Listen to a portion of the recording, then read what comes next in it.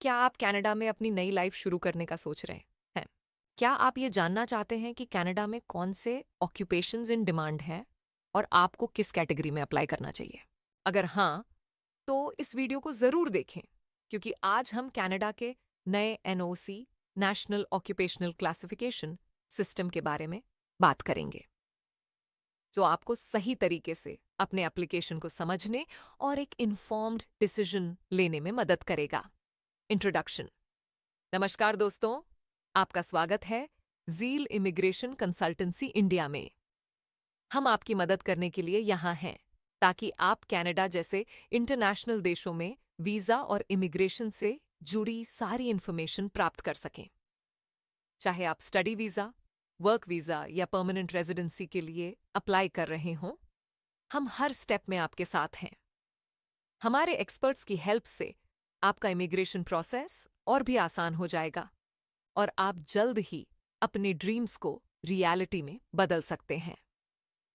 आज के इस वीडियो में हम कनाडा के एनओसी सिस्टम को डिटेल में समझेंगे और यह जानेंगे कि ये नए चेंजेस आपके लिए कैसे बेनिफिशियल हो सकते हैं।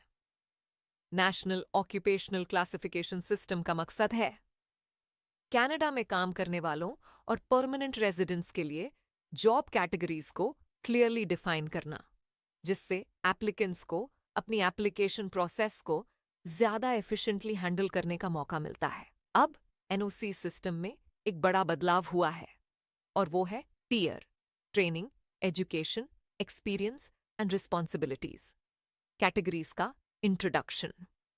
ये कैटेगरीज आपकी क्वालिफिकेशंस और वर्क एक्सपीरियंस के आधार पर आपके स्किल्स को प्रॉपरली असेस करने में मदद करती हैं।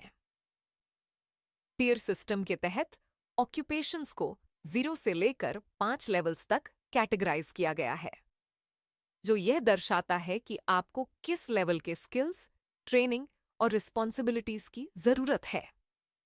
फॉर एग्जाम्पल, टियर लेवल 0 में जनरली मैनेजरियल पोजीशंस और हाई लेवल एग्जीक्यूटिव रोल्स आते हैं, जबकि टियर 1 और 2 में स्किल्ड ट्रेड्स और प्रोफेशनल जॉब्स जैसे डॉक्टर्स, इंजीनियर्स, ये IT professionals and health care workers आते हैं।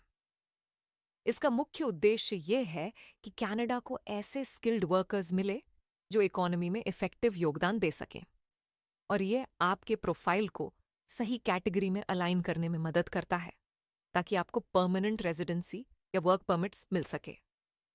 इस सिस्टम से आपको अपनी स्किल्स के हिसाब से कनाडा में बेटर अपॉर्चुनिटीज के लिए अप्लाई करने का मौका मिलता है। इस क्लासिफिकेशन का एडवांटेज ये है कि यह आपके क्वालिफिकेशंस, एक्सपीरियंस और आपके प्रोफेशन की डिमांड के आधार पर एप्लीकेंट्स के लिए एक क्लियर पाथवे प्रदान करता है। इससे आपको अपनी इमिग्रेशन एप्लीकेशन को टारगेटेड और एफिशिएंट तरीके से प्रोसेस करने का मौका मिलता है। टियर सिस्टम ने एक और चीज क्लियर कर दी है कि अगर आप टियर लेवल 0, 1 या 2 में आते हैं, तो आपकी chances of qualifying for permanent residency या वर्क वीजा सिग्निफिकेंटली बढ़ जाती हैं। इन कैटेगरीज में स्किल्ड वर्कर्स की डिमांड बहुत ज्यादा है, तो अगर आपका प्रोफेशन इन कैटेगरीज में आता है तो आपका प्रोफाइल इमिग्रेशन अथॉरिटीज के नजरों में ज्यादा मजबूत हो जाता है। इसके अलावा ये सिस्टम एम्प्लॉयर्स के लिए भी हेल्पफुल है, क्योंकि वे आसानी से ये पहचान सकते हैं कि कौन सी जॉब्स इन डिमांड हैं और किन स्किल्स की ज़रूरत है। इससे हायरिंग प्रोसेस और ज़्यादा स्ट्रीमलाइंड हो जाता है और ये सुनिश्चित करता है कि एम्प्लॉयर्स और वर्कर्स दोनों एक ही पेज पर हैं। जब बात आती है उन स्किल्स की जो पर्टिकुलर जॉब्स के लिए रिक्वायर्ड हैं, कनाडा में अगर आप परमानेंट रेजिडेंसी के लिए अप्लाई करना चाहते हैं, तो ये इंपॉर्टेंट है कि आप सही टियर कैटेगरी में फिट हों।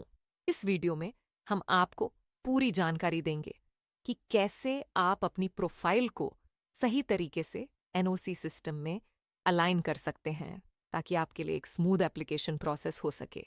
अगर आप कनाडा में वर्क करने का प्लान बना रहे हैं या पीआर के लिए अप्लाई करना चाहते हैं, तो ये वीडियो आपके लिए बहुत हेल्पफुल साबित होगा।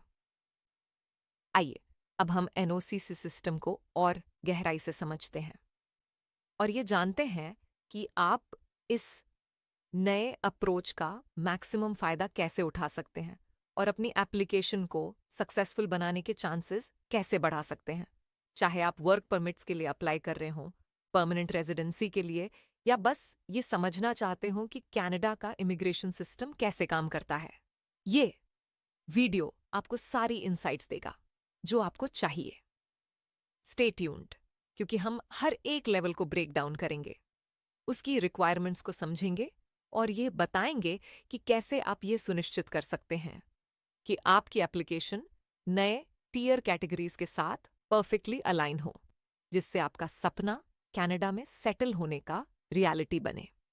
जैसा कि आपको पता है, कनाडा में इमिग्रेशन के लिए अलग अलग कैटेगरीज में ऑक्यूपेशंस को डिवाइड किया गया है। अब 2021 में कनाडा ने अपने एनओसी सिस्टम को अपडेट किया है और इससे टी आर यानी training, education, experience and responsibilities के आधार पर रीऑर्गेनाइज किया गया है। इससे पहले जो पुराना सिस्टम था वह अब बदल चुका है। कनाडा के नए एनओसी सिस्टम के तहत ऑक्यूपेशंस को 5 टीईआर लेवल्स में डिवाइड किया गया है। Tier 0, tier 1, tier 2, tier 3, tier 4, tier 5। इन टीईआर लेवल्स को समझना बहुत जरूरी है, खासकर जब आप एक्सप्रेस एंट्री या प्रोविंशियल नॉमिनी प्रोग्राम पीएनपी के तहत परमानेंट रेजिडेंसी के लिए अप्लाई कर रहे हैं। तो चलिए इन सभी कैटेगरीज के बारे में जानने की कोशिश करते हैं। टीयर 0, इस कैटेगरी में जनरली मैनेजरियल और एग्जीक्यूटिव रोल्स आते हैं। अगर आप इस लेवल में आते हैं तो आपको कनाडा में हाई लेवल मैनेजमेंट पोजीशंस के लिए कंसिडर किया जा सकता है। टीयर 0 लेवल में प्रोफेशंस शामिल हैं, जैसे सीईओज, सीनियर मैनेजर्स और डायरेक्टर्स। इस कैटेगरी के लिए आपको बड़ी रिस्पॉन्सिबिलिटीज के साथ किसी ऑर्गेनाइजेशन का मैनेजमेंट और डायरेक्शन तय करने की उम्मीद होती है, और इसके लिए लार्ज एक्सपीरियंस और हाई लेवल स्किल्स की जरूरत होती है। टीयर 1, इस कैटेगरी में स्किल्ड प्रोफेशनल्स होते हैं जिनके पास स्पेसिफिक ट्रेनिंग और क्वालिफिकेशंस होते हैं। इसमें प्रोफेशंस जैसे डॉक्टर्स, इंजीनियर्स, आईटी प्रोफेशनल्स और हेल्थ केयर वर्कर्स आते हैं। टीयर 1 जॉब्स की डिमांड कनाडा में काफी अधिक है, क्योंकि ये हाई लेवल टेक्निकल एक्सपर्टीज और प्रोफेशनल क्वालिफिकेशंस मांगते हैं। फॉर एग्जाम्पल, डॉक्टर्स और नर्सेज जो directly public health care system से जुड़े होते हैं, उनकी बहुत बड़ी भूमिका होती है। इंजीनियरिंग प्रोफेशंस, आईटी एक्सपर्ट्स और अदर हाई डिमांड प्रोफेशनल्स भी टीयर 1 में आते हैं। टीयर 2, स्किल्ड ट्रेड्स जैसे इलेक्ट्रिशियंस, प्लम्बर्स, शेफ्स और कंस्ट्रक्शन वर्कर्स इस कैटेगरी में आते हैं। इस कैटेगरी में इंडिविजुअल्स के पास स्पेसिफिक ट्रेनिंग, सर्टिफिकेशंस और वर्क एक्सपीरियंस की आवश्यकता होती है। This includes trades like carpenters, welders, mechanics and more. Tier 2 category में इंक्लूडेड ऑक्यूपेशंस के लिए टेक्निकल ट्रेनिंग और हैंड्स ऑन एक्सपीरियंस बहुत जरूरी है।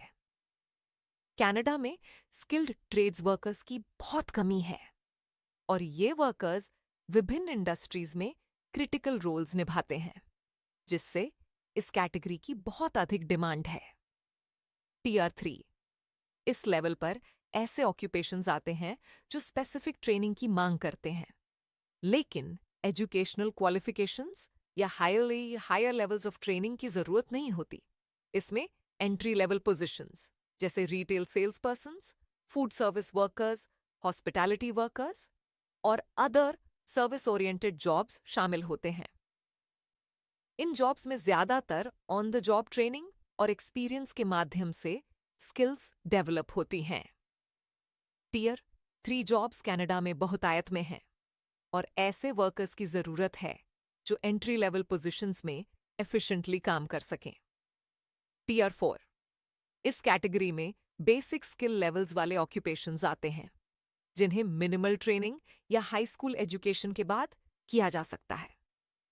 Examples include helpers, cleaners, laborers, and those in basic administrative roles. These positions require less specialized training and are typically labor-intensive jobs. although the qualifications required for these jobs are relatively lower. There are still many opportunities available in this category, especially in sectors like construction, agriculture, and hospitality.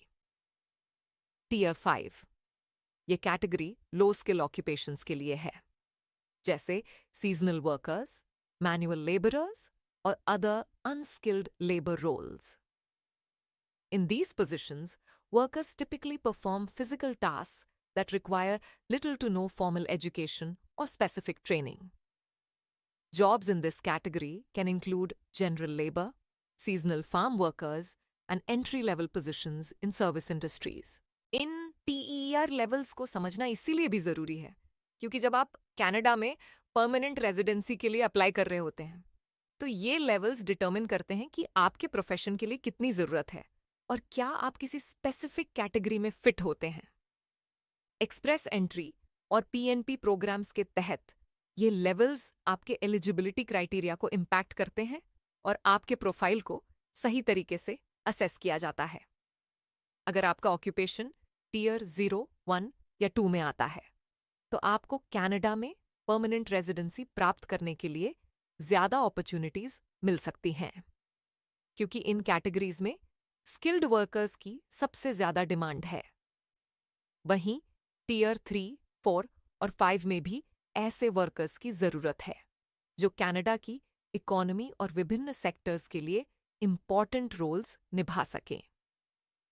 In changes के साथ अब applicants को अपनी qualifications और experience के हिसाब से सही टियर कैटेगरी में अपनी एप्लीकेशन सबमिट करनी होगी जिससे उनका प्रोसेस ज़्यादा एफिशिएंट हो सकेगा. This helps ensure that Canada is attracting the right kind of workers for each occupation, thus benefiting both the workers and the country's economy.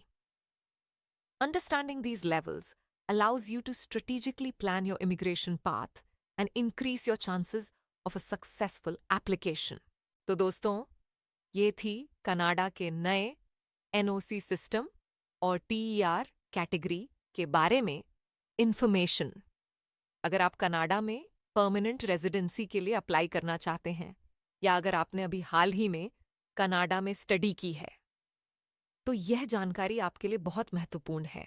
अगर आपको अपनी नॉक कैटेगरी को लेकर कोई कंफ्यूजन हो या अगर आप कनाडा के वीज़ा प्रोसेस के बारे में और जानकारी चाहते हैं तो ज़ील इमिग्रेशन कंसल्टेंसी के एक्सपर्ट्स से संपर्क करें. हम आपकी पूरी मदद करेंगे और आपको हर कदम पर गाइड करेंगे. इस वीडियो को लाइक करें, शेयर करें और हमारे चैनल को सब्सक्राइब करें ताकि आपको और भी इम्पोर्टेंट अपडेट्स मिलते रहें. Thank you so much for watching our video.